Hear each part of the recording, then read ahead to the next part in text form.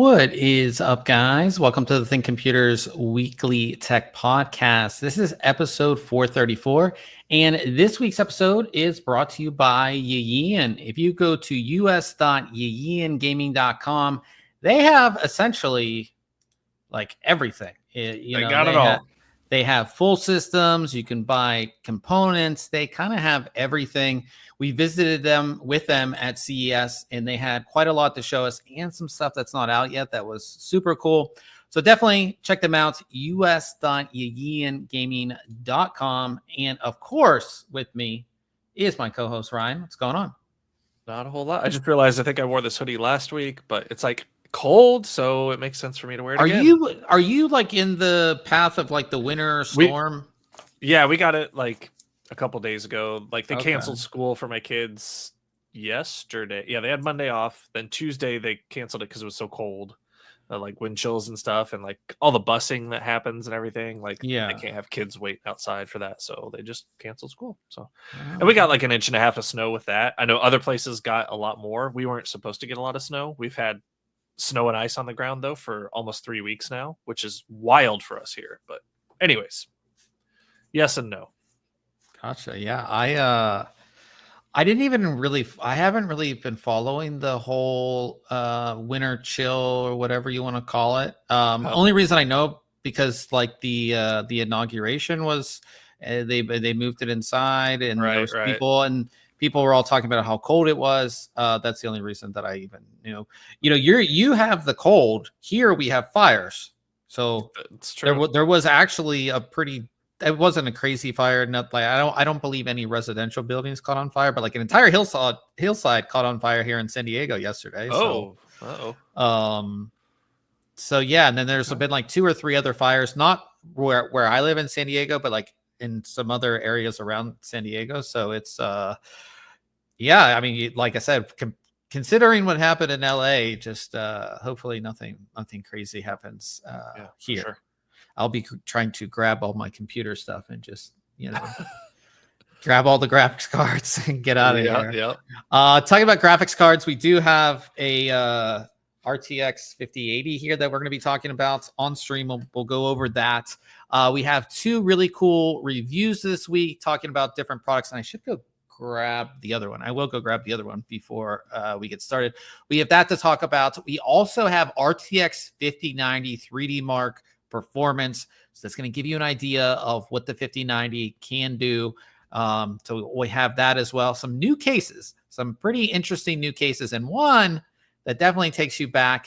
And we'll talk about GTA 6. Will it cost $100? We have all this to talk about here on the podcast. Now, if you do want to follow along, as I always tell you guys, we do have our full show notes page that is right here.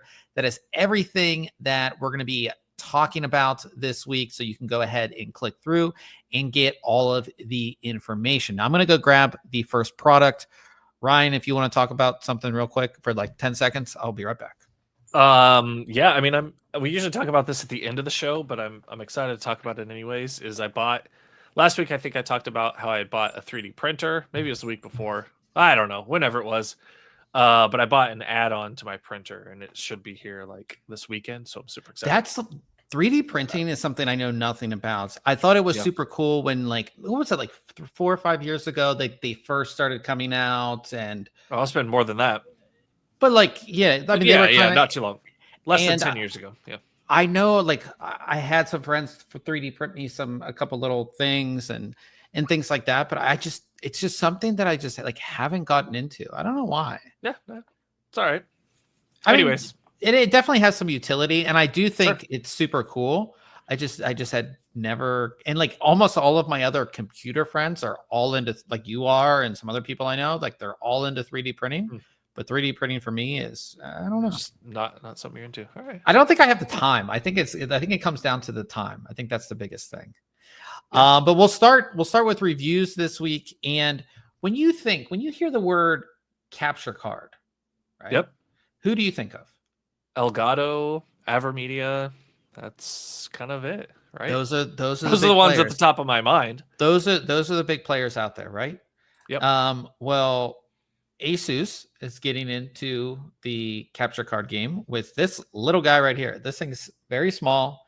It is their tough gaming. They call it Capture Box 4K Pro. So 4K Pro means you can record in 4K. Super small, so it's easy to take with you or set up, which I really, really like. Let me go ahead and bring the review up for you guys.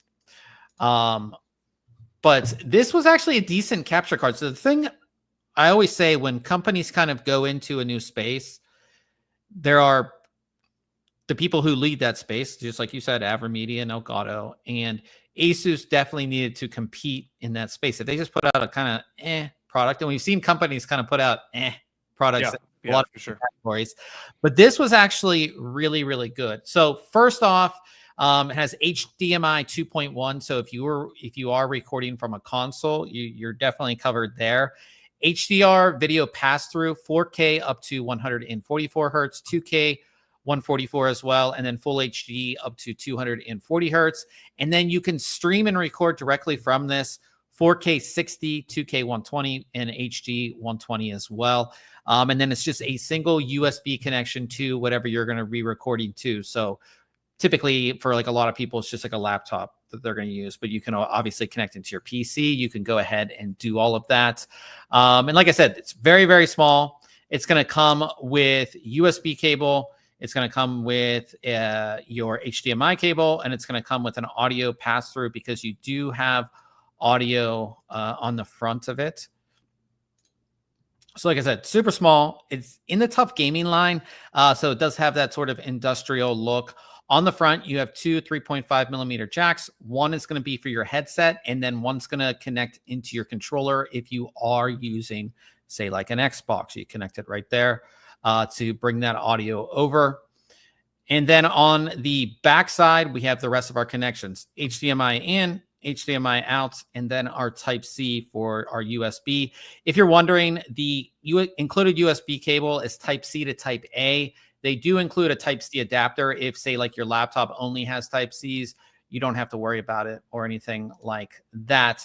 The way this works is incredibly simple. If you've ever used a capture card before, you take HDMI from your device, whether that's a console or even a gaming PC. That HDMI goes into the, HDMI on the back here. Then from the HDMI out, that goes into your display so you can still play your games. And then whatever you have this connected to with the USB cable, you can monitor everything that you're doing. You can obviously record, you can stream, you can bring this into OBS quite easily as well if you want to set up a scene. So, that's kind of what the back would look like. And I'm actually using the laptop that I have it sitting on as my device that I'm going to capture from. They do include their own capture software. I do have to say that I have used Elgato software. It's not as polished as Elgato software, but it does everything that you want it to do. So you can easily go ahead and record, and you can set your settings within the app itself. It's really easy to go ahead and do. You can also set a time shift as well. So say you're recording, you want to give yourself some time in case you want to something messes up or you want to cut it. You can do a time shift in there, and you can also upscale. So say you're recording something, maybe you're like a retro gamer, you're playing from like a Nintendo, Super Nintendo, whatever it is, whatever you may be doing, you can actually upscale your content, which is really, really nice there as well. So you can go ahead and do all of that. So that's your recording. Really easy to do recording. You can set your frame rate, set your resolution, super easy to do. You can do streaming as well. It does support YouTube HLS and then a custom RTMP. So that's pretty much any streaming service out there. It's pretty basic. I think if you were streaming, you more than likely would want to put this into OBS.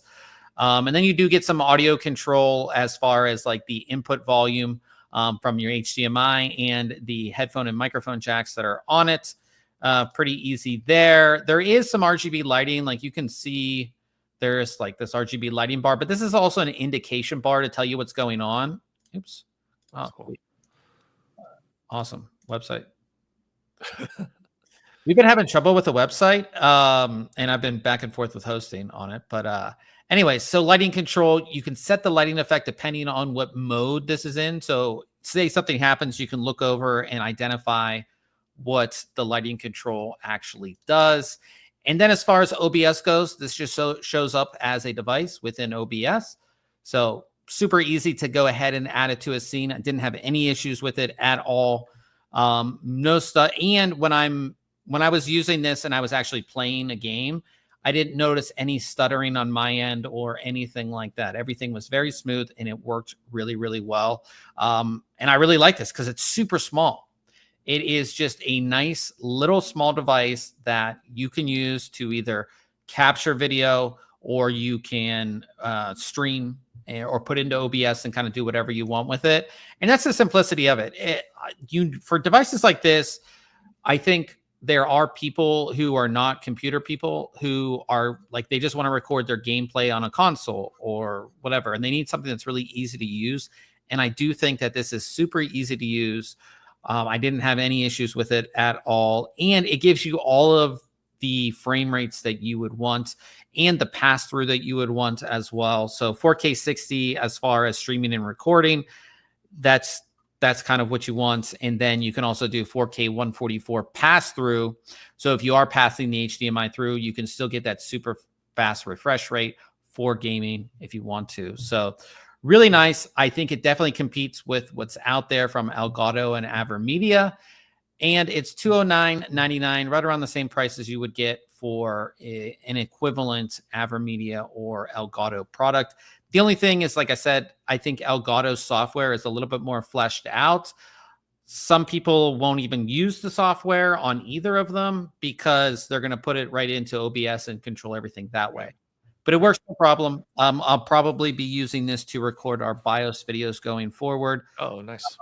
I used an Elgato previously, but it's getting really, I mean, I have you have like one of the first ones, don't you? I have one of the first ones. I have like an HD 60 and it uses a USB, what's the mini USB or micro? It uses like a micro USB. That's how old it is. And yeah, so I'll probably end up using this going forward. Just makes it really easy to go ahead and do. But I'm gonna hop out of the stream real quick and be right back. My Chrome just gave me a warning, like you're using a ton of resources, and my CPU is like almost pegged. So all right, well, I will continue without you. I'll be right back in when you can. I feel like sometimes every week we got issues. Something going on, all right? All right. We always have. There's always issues. Brian and I were talking about it earlier that I had to rebuild my system. We'll go into that in a little bit. But we'll jump into another product, which I think a lot of people should have. At least, yeah, I think most people, when it comes to charging, you have your phone. A lot of people have some type of wearable tech. I have an Apple Watch. And then you have earbuds. Everybody has earbuds. Whether you're going to the gym or on your commute or whatever it is. And that's why you need just something like this. So this is the AUKEY charging station. Now, this is specifically made for Apple products, but it can definitely work with other products minus the Apple Watch charger on the top. So you have Apple Watch charger on the top. You have your phone charger. This is MagSafe. This is a Qi 2 charger, 15 watts. This is 5 watts up here. And then you have a wireless charger here. And a lot of these companies, they definitely market this for AirPods. They're like, oh, this will charge your AirPods, but it will literally charge pretty much any wireless device you put on here. And that's going to be 5 watts as well. The thing I like about this one, super compact, and you can adjust this top part. So when you have your phone on it, you can adjust it. It's also incredibly high quality. Like this thing is heavy. So I really, really like that. It's heavy. It looks nice. And this is all metal. There's like hardly any plastic in here. So really, really like that. We also met with AUKEY at CES. They have some really cool new stuff coming. But this is their new 3-in-1 charging station. I think Ryan could use one of these, I think. Do you have a charging station? I do. Well, yeah, I have the ASUS one now. Okay, yeah. So I've got that, and it's sitting right here. It's actually charging my phone right now. But I don't have like my watch is a Wise watch, right? So it's got a proprietary like connector. So I'm not in that Apple ecosphere where it makes sense to have some of these. And that's what almost all of them are designed for, is like Apple Watch, AirPods, and an iPhone.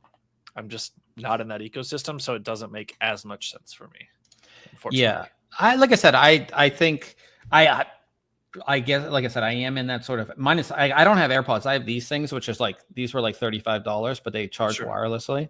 Yeah. A pair of earbuds, but anything can go on that other charger. I just think it's something good to have.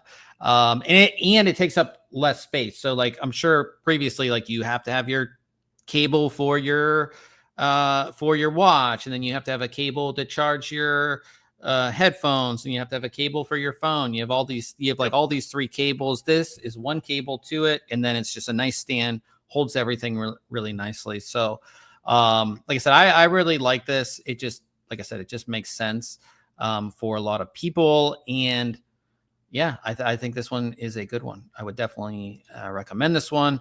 It is a little bit on the expensive side, but it is like probably the most high quality one that I've seen.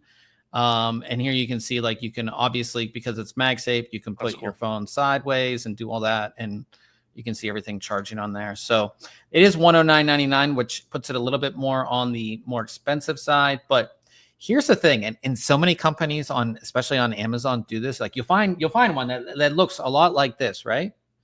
A lot like this. And then you get it, and it doesn't have a wall charge. It doesn't have the wall brick at all.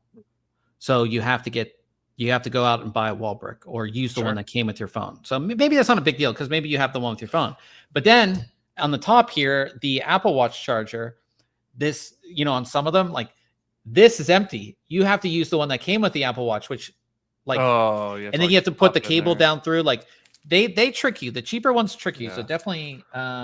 And then you got to make sure you hook it up to a power, a charger that can support all the wattages that thing is going to be wanting to put out, right? You can charge 3 things. So you got to make sure you got a charger that'll provide that power.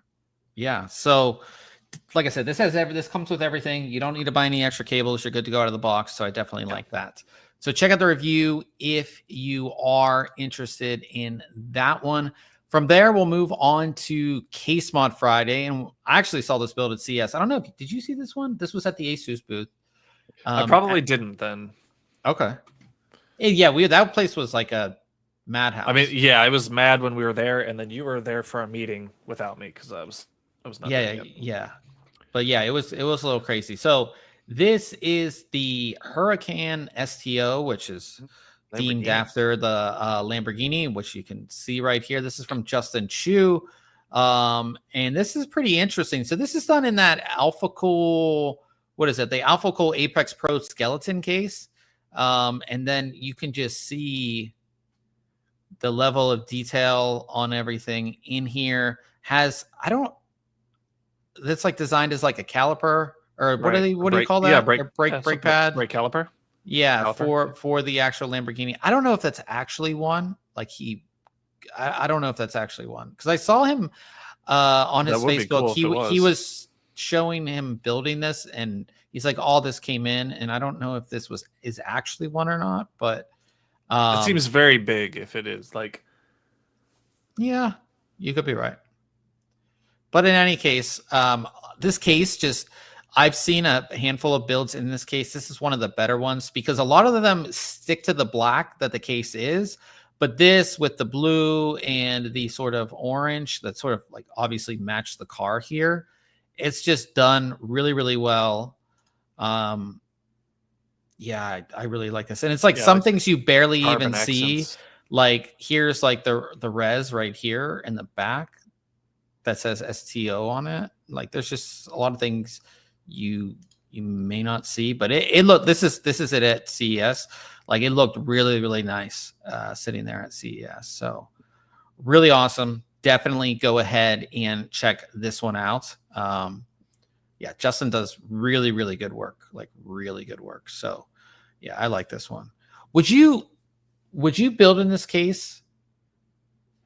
I mean, yes. However, it reminds me a lot of the 925, right? The Inwin 925, just the shape a little bit. I mean, I know it's not that's more of a frame case, but it reminds me of it a lot. So, I mean, while yes, I probably wouldn't right now, just because I've got something similar enough. Yeah. You're going small form factor for your next. Yeah, that's the plan. Yeah, so but definitely check that out. And as I always say, we do have our full section of Case Mod Friday builds. So if you want to see something, go to articles, Case Mod Friday, and then you can just like essentially scroll forever and find so many things. So definitely go ahead and do that. Now we'll talk about the RTX 5080 because I just got one in. So we talked about it at CES, and we showed pretty much all the RTX 5090 and 5080s at CES. So if you haven't seen those videos, they are on our YouTube channel. We saw MSI, Gigabytes, and ASUS. So we showed all the cards, but I actually have one now. So I'm going to try to move the mic so I don't hit it. But because this card is pretty big. And show it? Well, yeah, I will show it. No, you can? Yeah, we can show it. Yeah, we're allowed to show it. Yeah, because we saw it at CES. Of course we're allowed to show it. That's true. You know, the 5090, especially like if you looked at the Founders Edition cards, they are a bit smaller, but I would say that the AIB cards are essentially the same size as what we saw from the 40 series. Like this is a big card. Like, yeah, there was nothing when we were there that made me think that like these were either a lot bigger or a lot smaller, right? They looked like a modern GPU from the last series. Yeah, so size-wise. When it comes to MSI, they've always had their Supreme series, and then it kind of went down from there. But this is a new series. This is their Vanguard. So this is their whole idea behind Vanguard is they want something that it's a little bit more aggressive. It has a little bit, this is a little bit more aggressive design. More RGB lighting than their Supreme series, but around the same type of pricing pricing as well as performance levels. So it's going to still be up there. It's not going to be like a lower end card. We can look at the back this way so you guys can see full cover metal backplate there, which looks great. The dragon logo that Ryan hates. Yeah. So full cover metal backplate. And like I said, with this card, it is kind of hard to see, but like they have like the carbon fiber sort of elements on this card. Very thick heat sinks, as you can see there. And then on this side, we do have the 12VH PWR power connection. This MSI logo right here, that will light up with RGB lighting. And then right below here, let me see if I get it like so you guys can see, but right below here is going to be like an RGB strip as well. And if you're wondering how thick this is, and on the end, I didn't even talk about the end of the card.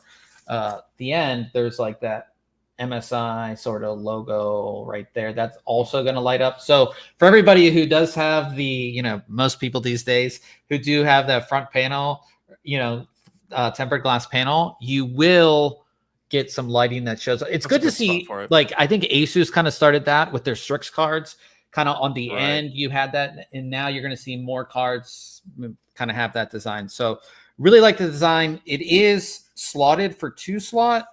Let me move it around here. This is slotted for 2-slot, but it's essentially going to be a 3-slot card. So, but yeah, I really like this series. I'm actually a fan. I talked about this with motherboards, how they've kind of been like toned down. We had like crazy RGB, and now like motherboards have really toned down design wise. So it is nice to see a series from MSI be a little bit, a little bit more aggressive, I would say. I don't know what your thoughts are on this series. No, I like it. I like that they've added another line of cards to the mix. Yeah, I'm excited to see performance numbers. Like everybody else is, right? Yeah, I can't. We can't go into performance until the 30th on the 5080. We should be getting a 5090 in here soon. We haven't got it yet, so we may not have a review on launch day. We'll see. We'll see what comes in the next few days. But overall, I really like this card from MSI. Yeah, it's definitely nice. So if you guys have any questions, definitely go ahead. One right there.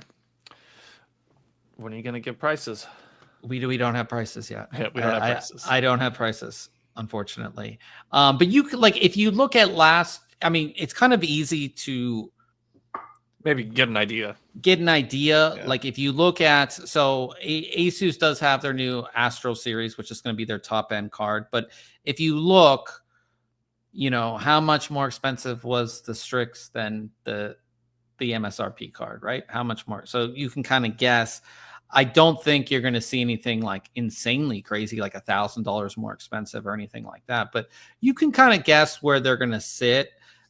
Every brand is going to have an MSRP card, so you'll see those. But for stuff like this card and the ASUS Astral and the Strix, they are going to have a premium because they have custom cooling solutions. They have RGB lighting. They have a lot of stuff that say like the Founders don't, and these are going to be overclocked.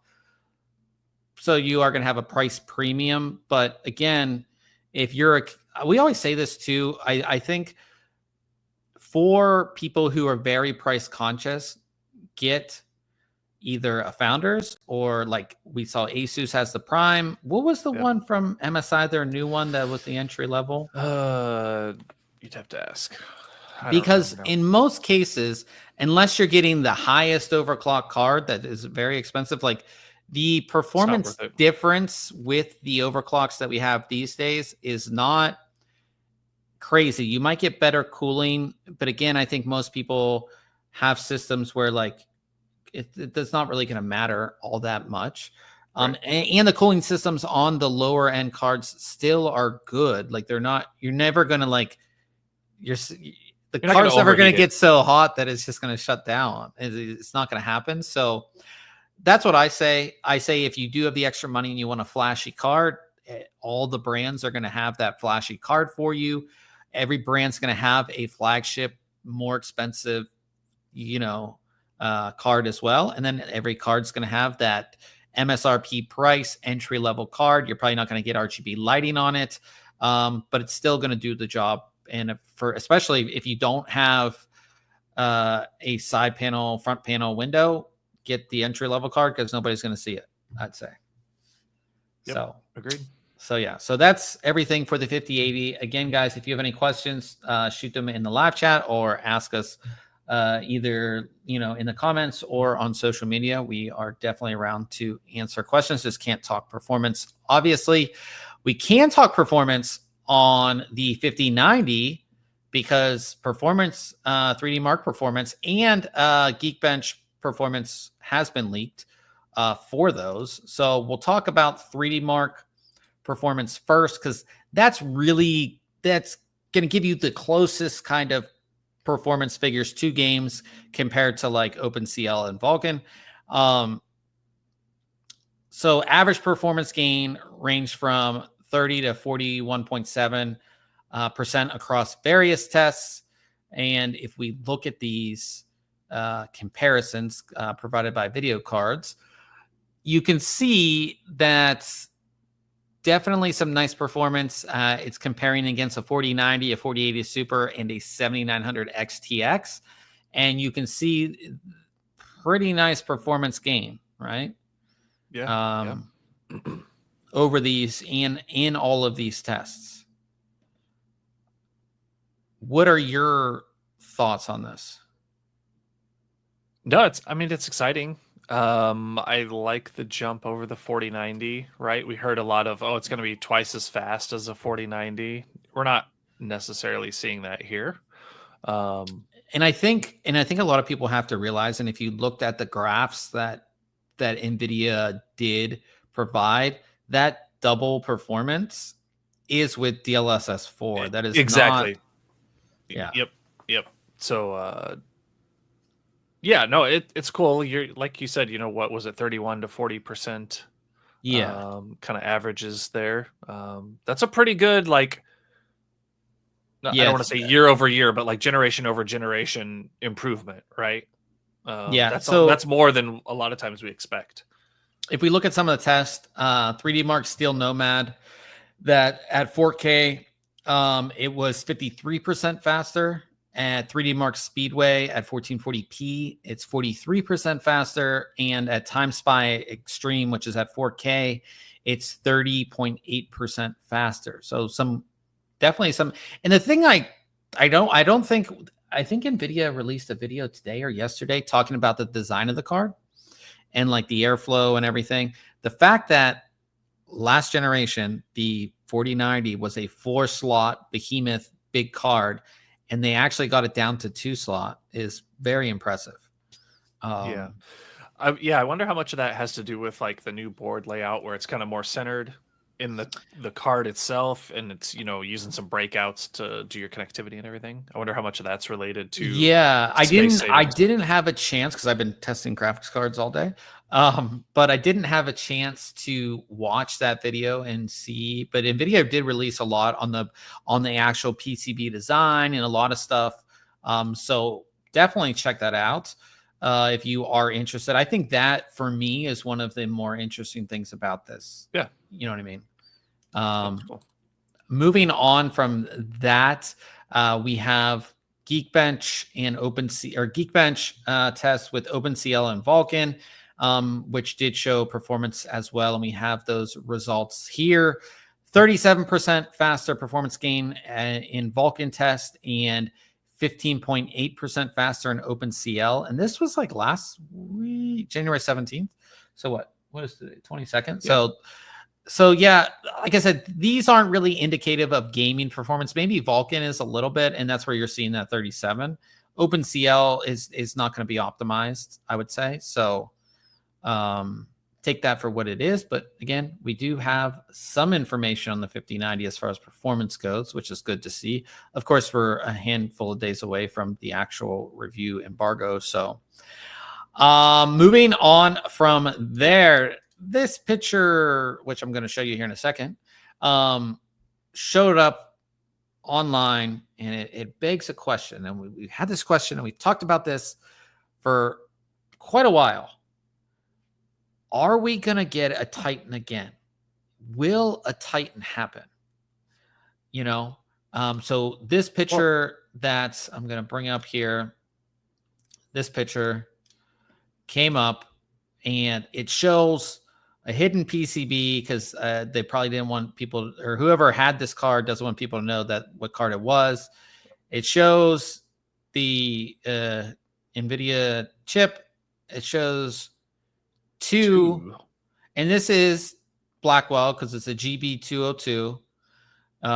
It shows two 12VH PWR power connectors here showing 800, at least 800 watts of power. Like, what is this? A Titan? Is this a 5090 Ti? What is this? I don't know if we'll ever get a Titan again. Like, I think the performance that we're getting out of like a straight up 5090 is pretty high. That they've got room for Ti, they've got room for Super, and then you're telling me they got room for a Titan as well? All in the same chip. All in the same chip? That's 3 more SKUs? That's a lot. So people are speculating that if this is a Titan would be around $3,500. It would have 24,576 CUDA cores, same 32 gigabytes of GDDR7, which you can see faster GDDR7, and a TDP of 800 watts. I don't know. Not sure. I don't know what to take, like how, you know, because we saw some stuff about a Titan last time and nothing ever came out. I just don't, is there an actual market for it? Because if you're doing server stuff, you wouldn't necessarily get a Titan. No. It's like sort of a hybrid card because you can use it for gaming, but you can use it for other stuff. Yeah. Whereas like, how many people are in that market, right? For the server, yeah, I don't know. That they also want a game.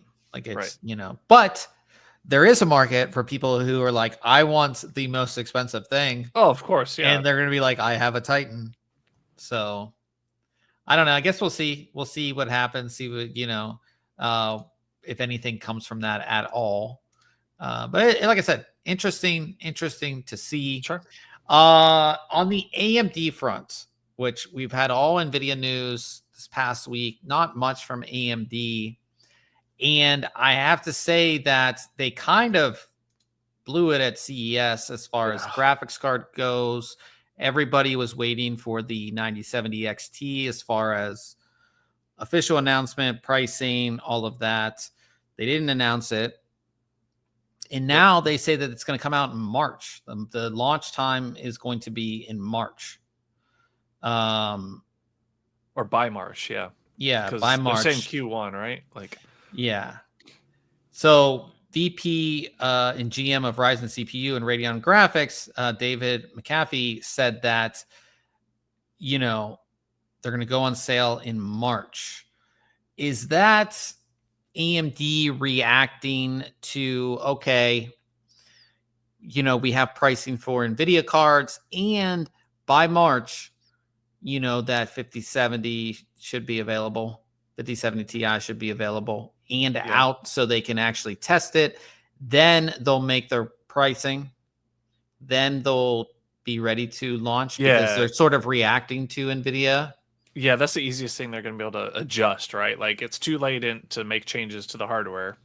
You can make some driver adjustments or tweaks maybe for a little more performance, but the thing you have most control over is going to be that pricing to be competitive with an NVIDIA product. So if you don't have quite the performance you were hoping compared to your competitor, well, you can compete on price and maybe win some of that market share. Yeah. Do you think... I guess we'll see because, like I said, NVIDIA, all the NVIDIA, well, the first batch of NVIDIA cards down to the 5070 will be out by this time, I assume. Does are people excited about this? I think they should be. If we get, you know, similar like performance. I mean, we've never said we're going to get like 5080, 5090 performance out of these, and that's not what AMD's going after. But if we can get similar pricing and performance to the 5070, I think, and I've said this for at least the last generation too, it has to be aggressive pricing. Yeah. What do you think is aggressive? Like $50? Yeah. Performance to performance? Okay. Yeah. Or if it's slightly, like it needs to be. Yeah, I don't think you can match pricing because again, as we go down the product stack, I mean, we do have Intel creeping their heads in for a good price. Yeah. So, you know, AMD needs to do something here. Yeah. And again, it just seems like they're sort of just taking NVIDIA's lead, like they're following NVIDIA. Like these could have been, I mean, the fact that the AIBs have the cards ready and they showed us their cards at CES and everybody expected an announcement from AMD, like the card is ready. So I think they're just following. Yeah. You know, and they'll be able to build up a little more stock too, right? Yeah. Availability. So they don't have to worry about any inventory issues. Yeah. Well, like I said, we'll see what happens with that. Moving on to cases, we've had some interesting case announcements and launches this week. First one from Montech. They're going with sort of the, I don't even know, what would you call this? I wanted to say bespoke, but I don't know. I'm not a leather.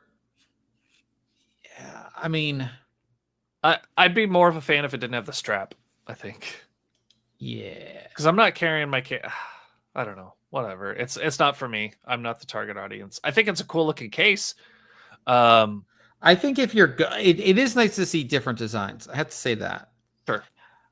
Like you, this is not my thing. I also think that they could have done like a black leather too, and it would look, that would have, because nice. This really kind of stands out. But if you had a black leather, would have been good.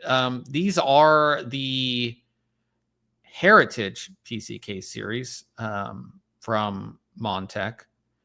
They're mini or micro ATX on these, which is a nice little form factor for this. But I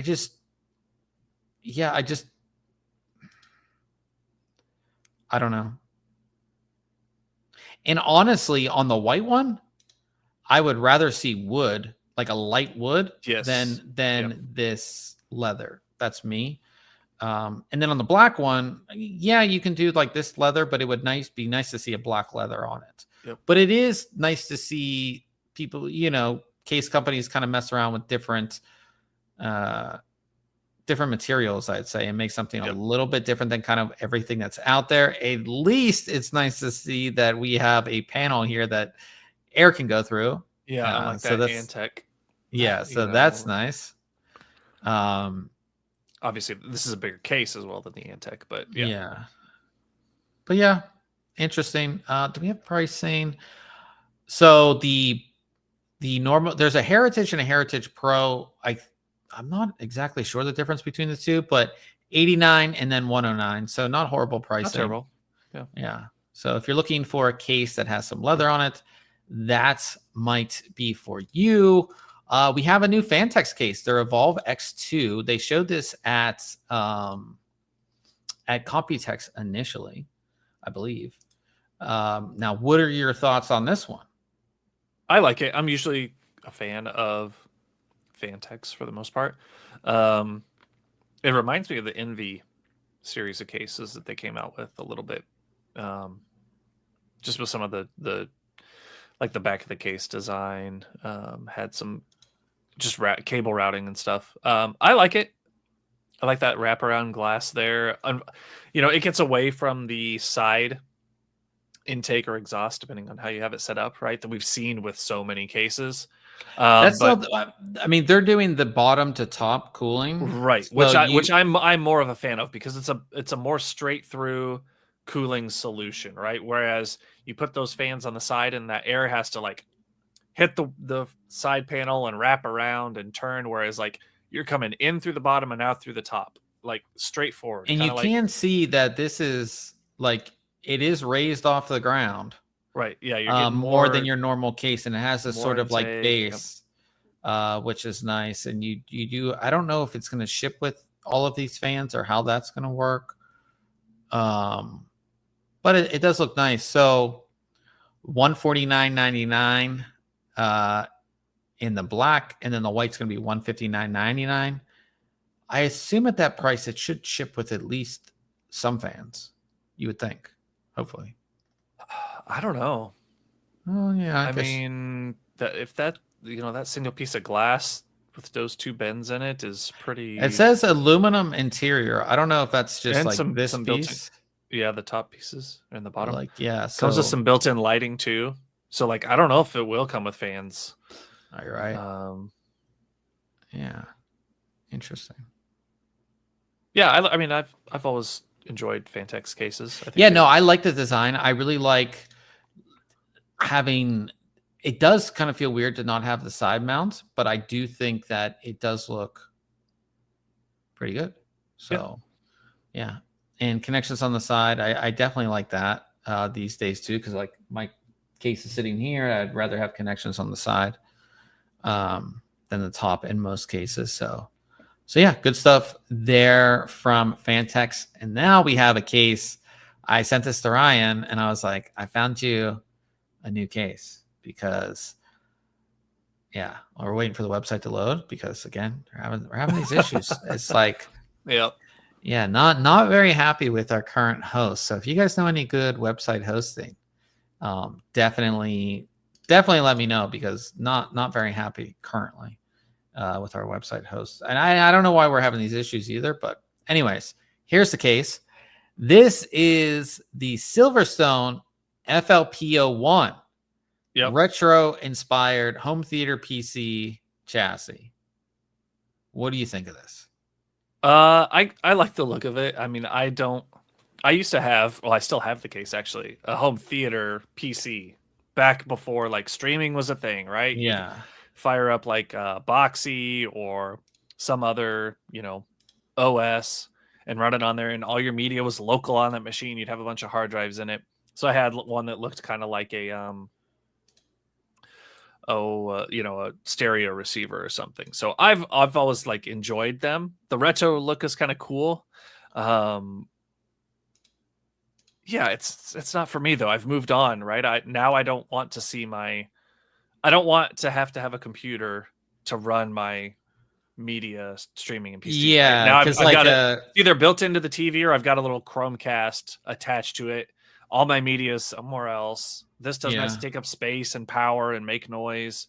I'm not against it though. I had the what did I have? I'm gonna try and find it real quick here. You've got that. Yeah, I mean, I like it for the retro look. How many people are buying home theater PCs these days? Don't really know. Even if like, I feel like so many people too, if they are using local media, like they just have a NAS that has Plex running. Right. I think that makes more sense to a lot of people too. And again, you have a streaming box, you have a Fire TV, you have Chromecast, you have whatever that you can just run Plex on. I don't know. But definitely something different. I mean, you don't see a case like this come out. No, you don't. I was going to show you which one I've got the I have the LC17. So it's got the 2 optical drives still, right? Just look like a home theater PC. But yeah, like not a whole lot has changed. I mean, fan sizes have changed, obviously, right? And things like that.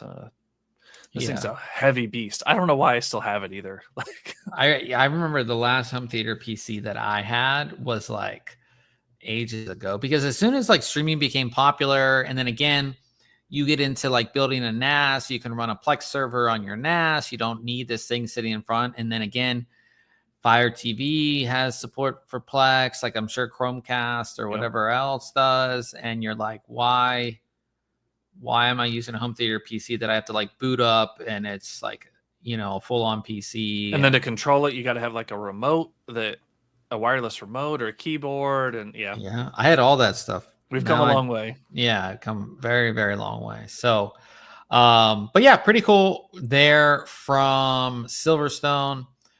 Talking about gaming, interesting story came out this week. What's the most money you've spent on a PC game? Probably like some of my WoW. Early on, I bought like the collector's editions that came with like the book and all of that. And even then, though, I think those were only like $80. Okay. I don't think my Star Citizen. I forget how much it was, but I remember buying the battle chest for like Warcraft way back in the day. I don't know how much that was. Yeah, I think the most. What did I just buy? Because I had to buy it for benchmark. I think I bought F1. How much was that? Was that 60? I think that was 60. I just bought. Let me look. Let me look it up. F1. But yeah, we're looking at maybe a little higher price for GTA 6. It sounds like. Yeah. So how much did I pay for F1? Why can't buy now? Is that part of your new benchmarking? Yeah. So we'll definitely definitely talk about that. So F1 was I paid 70 for it. That's expensive, I would say, for a game. Yeah. So news story comes out. GTA 6 could cost as much as $100 for the game. Man, like where I think this is going to hit hardest is console. Like, is console ready for a $100 game? Because you think about. At least I feel like it. You see it so much more in the PC realm, like collector's editions, or that like come with all this extra stuff. It's a lot more common. Whereas, like you're at Best Buy or Target or Walmart, and you like pick it up off of the shelf behind the locked cabinet, of course. And like you're gonna have what the $60 normal one, the $70 enhanced, and the $100 whatever, or is like just the base game gonna be $100? That's a big pill to swallow, especially like like there's an age recommendation for GTA 6, but how many parents are gonna be buying this for their kids, and you think they're gonna want to fork over $100? That is expensive for a game. I don't know.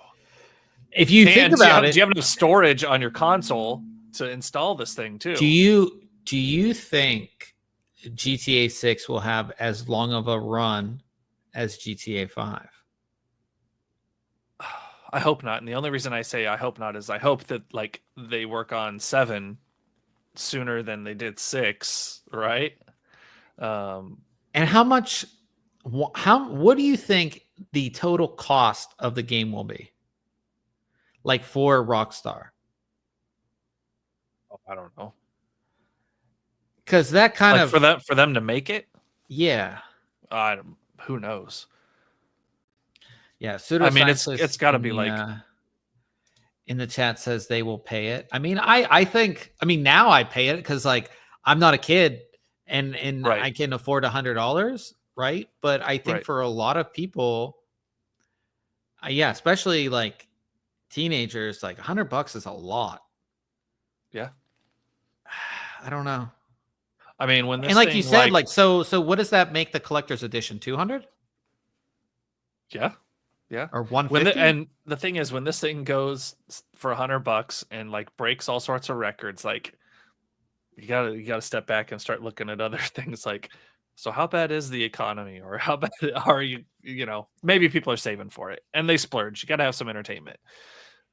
But yeah, like, what's the price? Like, what's your market comfortability with $100? What if? Here's something out of left field. Uh-oh. What if Rockstar's like, it's a free-to-play game? Oh my gosh. There's no way. That'd break the internet, I feel. Oh, yeah. Yeah. GTA 6, free-to-play. So many microtransactions inside. Yeah, so everything like you know. Oh, your car's out of gas? Oh, you better fill up. Not that bad, but like, you would pay for different costumes and outfits and different things. I mean, I'm sure that'll already be there. Because like you have to think too.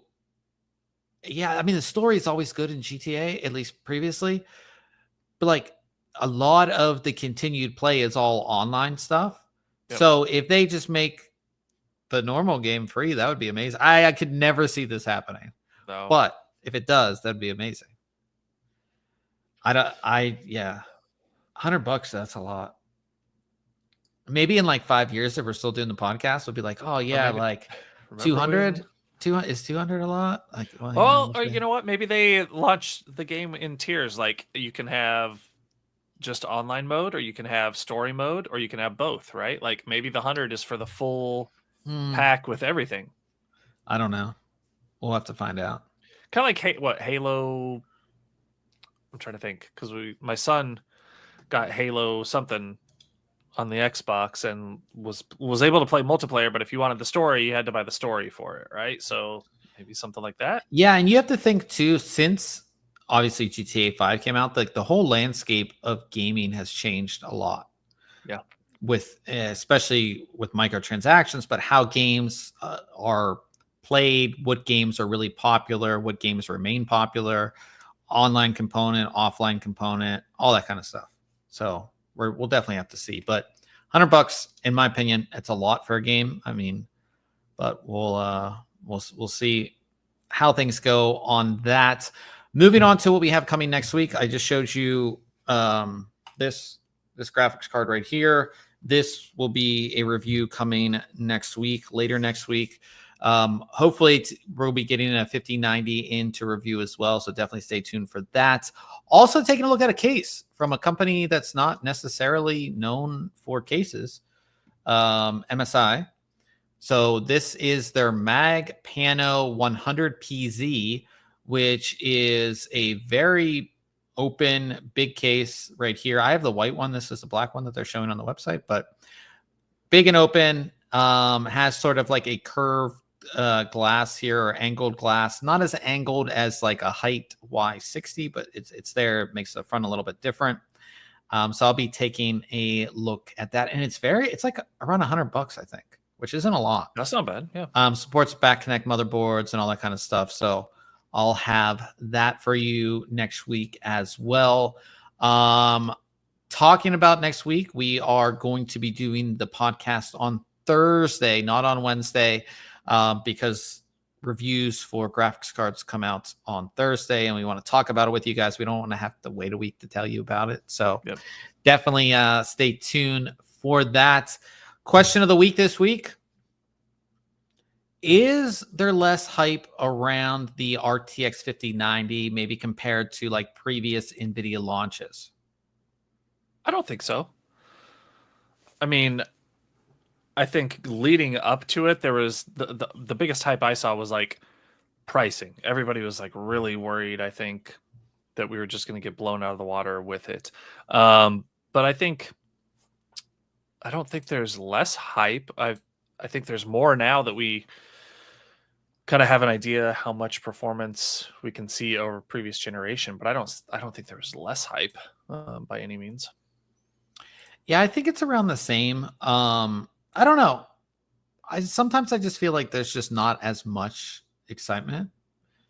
Maybe because I've just been in test mode with testing graphics cards that I haven't really seen what other people are talking about. I do feel that people are excited about the size. Like, it's gone down in size. You don't need the, completely 4 slots and crazy cooling for it. I think that's something that people are definitely more excited for. But maybe it's just me, but I just feel like people are a little bit less excited. I think there's more excitement in this generation of cards with the 5070, right? Yeah. That's where the hype for this in the series is. Yeah, I think I would have to agree, because when you think about it, most people are gaming at 1080 or 1440. Yep. And with that, they don't need a 5090, and if, from what NVIDIA says, is that a 5070 for $549 is the same performance as a 4090, which was the 4K gaming card. That's definitely something to be excited about. I think for that, people who get the 5090, they have to be doing something. They have to be gaming at 4K. Yeah. If you're not gaming at 4K, there's really not much of a reason, unless you're doing something else with the card. But yeah, I think you're right. I think that's where the excitement for the 50 series is, just because the 4090 was the cream of the crop, flagship, best out there, and blew everything away last generation. And if you can get that for $549, be pretty happy. Yeah. Yeah. And I think $549 is a lot more digestible for a lot of people. They kind of have a budget for their graphics card, and $2,000 is not it for their graphics card. So yeah. Also, were you upset about TikTok going offline? That was a big thing last week or this week. My daughter's kind of pissed because I feel bad for her, because she was a TikTok, or not TikTok, I'm sorry, CapCut, right? Same, owned by the same company, right? So we had similar things happen. She lost access to CapCut on her iPad, and she would, make little videos and stuff on it. So she went and uninstalled CapCut and I was like, she told me about that, and I was like, oh, you shouldn't have uninstalled it, because now she can't get it reinstalled. And I'm hoping she didn't lose all of her stuff she created. She may have. I don't know. I don't know how CapCut works. I really don't use it, but yeah, that was the big thing. It was it was every company or every app and game that ByteDance had, and that was some Marvel game too that got I think it was a mobile game, Marvel mobile game that also got shut down. Pretty interesting. I felt like it's just like a PR stunt, because it was gone back up. A couple hours. It was like 12 hours or something. I don't know. I remember going to bed, TikTok was done. I was like, oh man, it's good times on TikTok, and I downloaded Red Note, which was like the TikTok alternative, like the Chinese one, but I made an account for ThinkComputers just in case, just to get the name, but then I haven't been on it since, because obviously TikTok is back. But I think for a lot of people, are pretty. Oh, I'm sure. And I know personally a lot of people who make a lot of money off of TikTok, and they were like, but yeah, no, I didn't. Like I said, I think that was like the big tech story of was it last week or whatever. Did you do anything else tech related?